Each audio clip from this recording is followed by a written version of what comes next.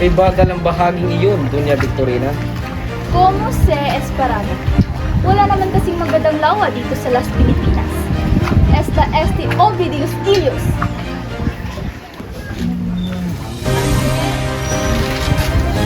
Ang lunas ng problema ay napakadali. Umukay ng tuwid na kanal mula sa Lawa hanggang Maynila. Pwes, sumira, gamitin ang mga taong bilanggo at kung hindi sapat, gagamitin natin ang taong bayan at sa pilitang gagawin. Sa madaling sabi, magbukas ng bagong ilog at siraan ang dating ilog Pasig. Isang panukalang iyan. Malaking salap ang magagastos at maraming nayon ang masasira pa. Talagaan yung mga Friday kung magkakaroon ng himagsikan. Ngunit, Ginong Simon, ngunit maaaring magbunga niyan ng paghimagsik. Magsik dahil sa sapilitang paggawa ng lupang ito. Hindi na mangyayari ulit, Padre Salve. At pwede nyo bang itigil nyo na ang pagbanggit ng kahangalan? Porket malapit sa kamahalan, kung makaasta, kala mo kung sino, walang utang na loob. Nasaan na kayo si Basilio? Basilio, dito ka na pala. Papel? Sige po, salamat. Basilio, nabalitaan mo na ba? Isang sa mga kasama natin sa gubat ay namatay dahil sa katandaan. Pero ayaw pa rin silang ilibing ni Padre Cora dahil, ayun, mahirap lang sila. Mayaman daw kay Doña, kaya bawal ang mga pastupa. Wala na ba kayong mabubalita dyan? Yan ang narinig ko at nawala na kung ganang kumain. May iba ba kayong balita mula sa tagbang? Narinig mo na ba? Ano kaya ang kondisyon kabi sa Talis? May nangyari ba? Hindi mo narinig, nahuli siya ng mga Guardia Civil, si Talis. At mga 500 ang hiningi niya. Kapag hindi siya nagpakita, bibitayin siya. Ba't naman siya dinagig? Hindi kasi siya nagbayad ng buwis si Talis dahil sa pagtaas ito.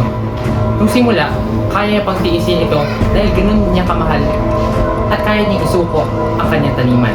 Ngunit dumating na tayo sa puntong pataas ng pataas ang sinisingil sa kanya. Kaya ayun, hindi na siya nagbayad. Ayun ang mga bulungan ng mga kapitbahay. Umabot kay Kapitan General, inaakalang balak niyang pumatay. Ayun, may dala siyang isang eskopeta.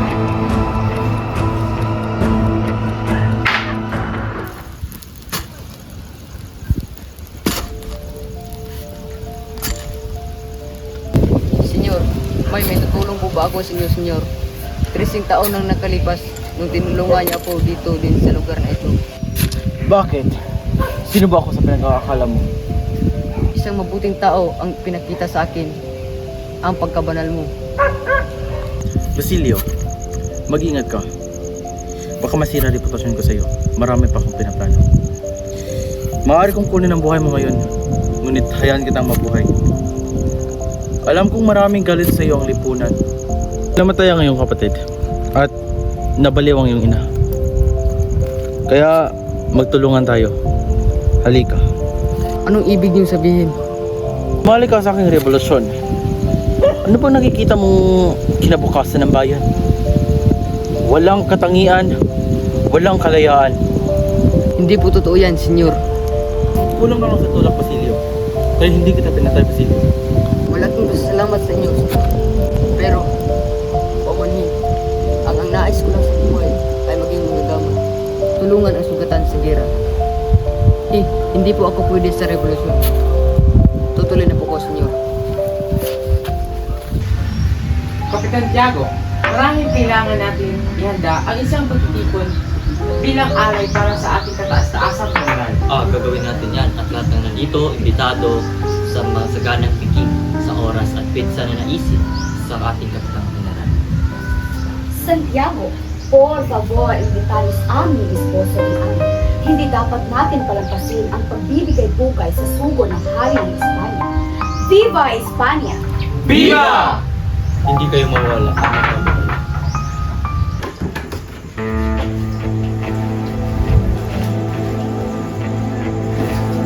Po, Ginoo. Anong pala ang kalagayan ni Captain Tiago? Mahina na ang ganyang puso. Wala na rin ganang kumain. Magkalat na ang lasa sa kanyang katawan. Ano bang pakay mo? Ginoo. Narito ako para sa dalawang bagay. Pumili ka. Sa iyong kamatayan o sa iyong kinabukasan? O sa panig ng iyong umaapi? O sa panig ng iyong bayan? Sa panig ng pangako o sa panig ng ina. Iyan ang hindi ko alam. Magpasya ka. Kailangan mo ng desisyon. Sa loob lamang ng isang oras ay magsisimula ng laban niyo. At wala lang universidad at wala nang mag-aaral ang magpapahirap. Ngunit ang limagsik ay papatibay. Ngunit ang pag-imagsik ang tanging pag-asa. Nasa karunungan ang pag-asa, subalit karunungan lamang ang siyang walang kamatayan. Nananalig sa karunungan at sa isang pinag-ibig sa bayan ay magkaroon ng kalugan. Nawalan ka na ng prinsipyo ang katauhan, Basilio. Parang nakikita ko sa iyo ay parang isang hindi ka na Pilipino. Isa kang busbus sa Espanya. Iyan ang walang katotohanan. Sige. Anong alang sa alaala ng Ingles? Pamunuan ng hukbo at tusubin ang Santa Clara. At kumuha ka ng isang taong ikaw lamang na nakakilala. Bukod kay Captain Tiago. Si Maria Clara. Huli na kayo dun, Simon. Pagkat si Maria Clara ay patay na. Patay? Paano nangyari? Hindi. Namatay siya nung ika-6 ng hapon. Naparoon ako sa gubento upang makabalita nang ibinahagi sa akin ng lahat. Pagbalik ko, mayroong liham na galing kay Padre Salvi. Hindi pa patay si Maria Clara. Iniligtas ko siya. Iniligtas ko si Maria Clara. Iniligtas ko siya ngayon. Ginoong Simon, huminahang kayo. Wala tayong ibang magagawa kundi tanggapin ang katotohanan. Namatay siya nang hindi man lamang alam niya na ako'y nagbalik. Namatay siya nang hindi man lamang niya alam na ako'y buhay.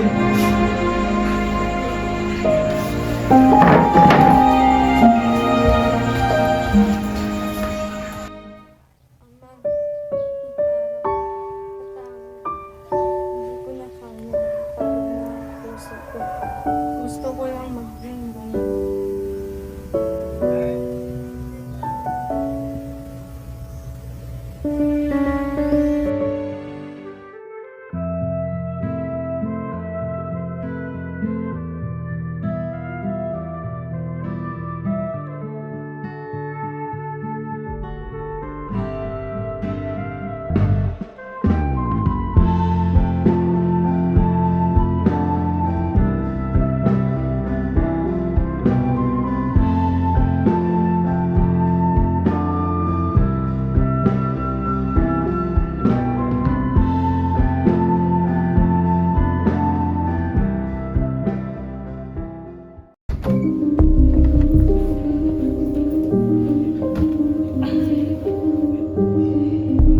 Jesus, tumo Ibarra. Ako nga, 13 taon na akong nabuhay, malayo sa bayan. 13 taon na ako naghihintay, nag-alala at umasa para matawid ang iyong kasalanan. Pinipilit mo si Maria Clara ay magpakasal sa dayuhan. Wala kang karapatan upang diktahan ang kanyang buhay. Sinisisi mo ang aking anak na patay. Hindi mo anak si Maria Clara. Ano? Anong ibig mo sabihin? Si Maria Clara ay anak ni Padre Damaso.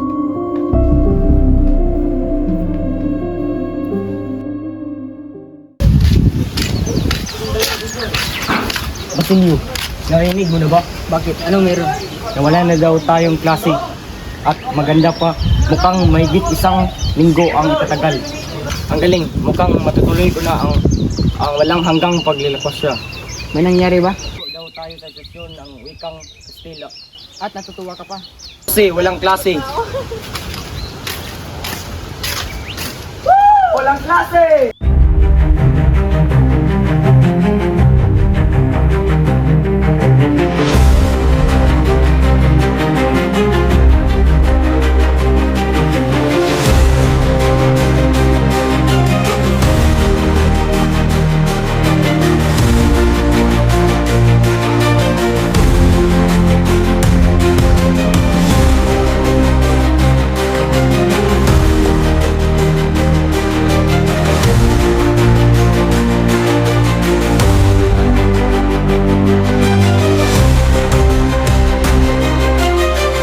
Halika, sundan mo ako.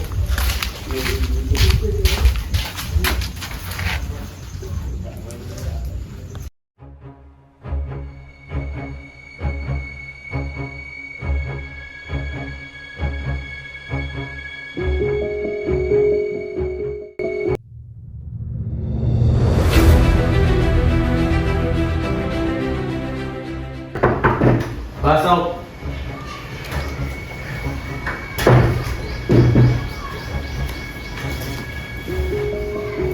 Oh, Basilio. Pasensya na, Senyor Simon.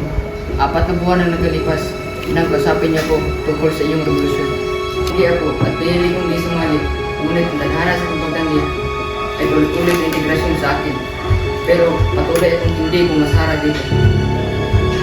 Ayaw kong makilawak sa anumang pamamasakit. Dahil dito, ako ay naging isang walang kwentang kapatid at anak. Hindi ko pinansin ang pagpasdan at pagdurusa ng aking pamilya. At ngayon, nalaman ko ang pagkamatay ng aking pangasawa na si Uri. Kaya nagkamali ako at ngayon, isinumpa ako ng Diyos. Ang hinihiling ko na lang ang pagdurusa sa mga taong nagkasala sa akin. Para sa inyo kung sinagay natin. Halika! Sundan mo ako.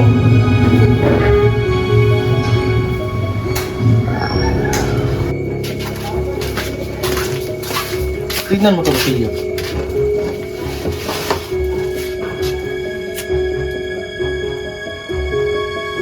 Nitroglycerina, dinamita? Ang mga kawal, Basilio, ay mas mahalaga pa kaysa native. Ito ang mga nagtitipong luha, matiping galit, at walang katarungang pagdurusa. Huwag kang mag-alala, Basilio. Pag binuksan mo yung ilaw, pagkatapos ng 20 minuto, ito ay sasabog. At ito ang ating hudyat sa pagtitipo ng residente sa Santa Mesa. Ombasa Bugsul. Habang ito ay nangyayari papunta sa bodega ng mga Chino at Dereko, kukunin ko ang baril ng aking barkada at handa kong patayin ang hindi sasali sa atin sa revolusyon. Ang lahat? Ang lahat ng mga Indio, Mestizo, Chino at Espanyol, sila ay mga duwag, mga traidor, at walang bayad. Ano bang kalaga nila kung ang pamana sa kanilang mga anak ay kaduwagan at ipagtanggol ng ating kinakaharap, Basilio?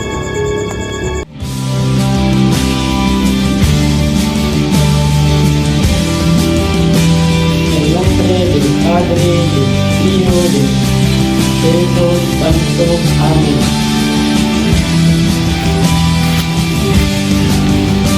Paano kung nagawa sa akin to, Paulita?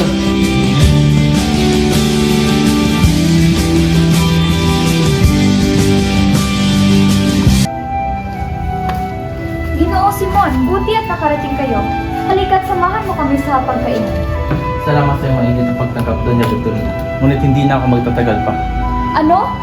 Hindi ako makapagbayad na aalis ka kaagad. Halika't samahan mo kami.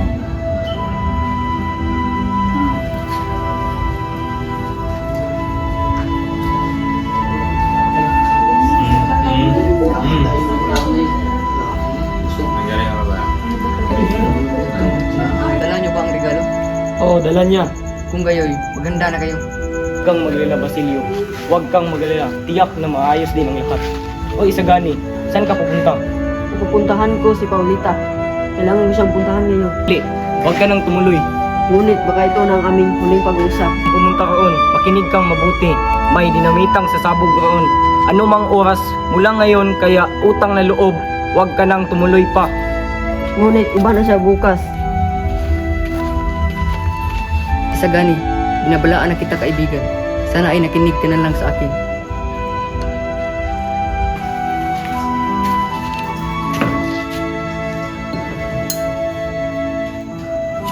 Ang ganda naman ng lamparang iyan.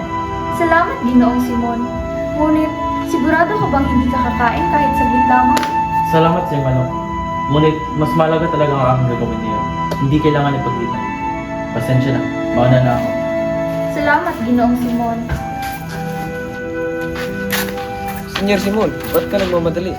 Huwag ngayon, Kuyoga. Ako nagmamagaling. Ang ganda naman ng lampara. Ay, sandali at napatay ang sindi. Huwag kang malala. Madali lamang niyang ayos. Sandali, ano ito? Manit Yesil, Pares, Juan Christos Tumaba. Mas magbiro iyan. Ano ba kayo? Ba't kayo nababahala? Dahil hindi naman siguro totoo iyan. Ngunit ito'y nanggaling sa isang taong matagal ang patay. Tunay mo sa biro ito.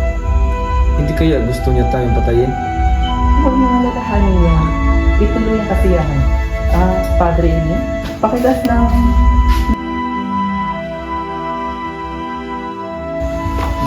Magnanakaw! Bakit ako nabigo? Bakit ako pinarusahan ng ganito? Tapos na ang aking misyon. Senyor Simon, ano nangyari sa iyo? Sandali at tatawag ko ng doktor. Huwag na kayong mag-aalala, Padre Salvi. Nangyayari na ang nangyayari. Magabi na. Nais ko nang sabihin sa inyo ang aking liham. Handa akong makinig, Senyor Simon. Totoo namang magbungat ang Diyos sa atin at gumagabay, hindi ba? Oo, Senyor Simon. At ang Diyos ang tutulong sa atin kapag wala na tayong mapupuntahan. Inaano ko po ang lahat ng ito. Dahil galit na galit ako sa taong noon. Magbabalik ako kung makiganti. Makahiganti sa taong umaapi sa akin. Anak, patawarin ka ng Panginoon. Anak, palagi mong tatandaan na ang buhay ay hindi puro kasiyahan. Kailangan din natin magkaranas ng sakit upang matuto. Ano, na walang magandang maidudulot ang paghihiganti at nagdudulot lang iyon ng panibagong kasamaan. Hindi ko alam at maintindihan bakit ako pinarusahan ganito. Ang pagsubok ay isang parusa lamang na kailangan mong napasan. Maraming salamat, Padre. Ngayon may mamatay na.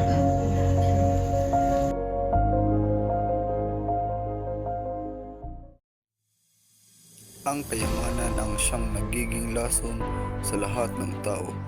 Ito ang nagpapalaglag at nag-uudyok na gumawa sila ng kasalanan. Kung may taong nangangailangan ng mas malinis na hangarin, ipinapahintulot ng Diyos na ikay patagpuan samantala diyan ka muna sa ilalim ng dagat kung saan hindi makabulunan ang kasamaan.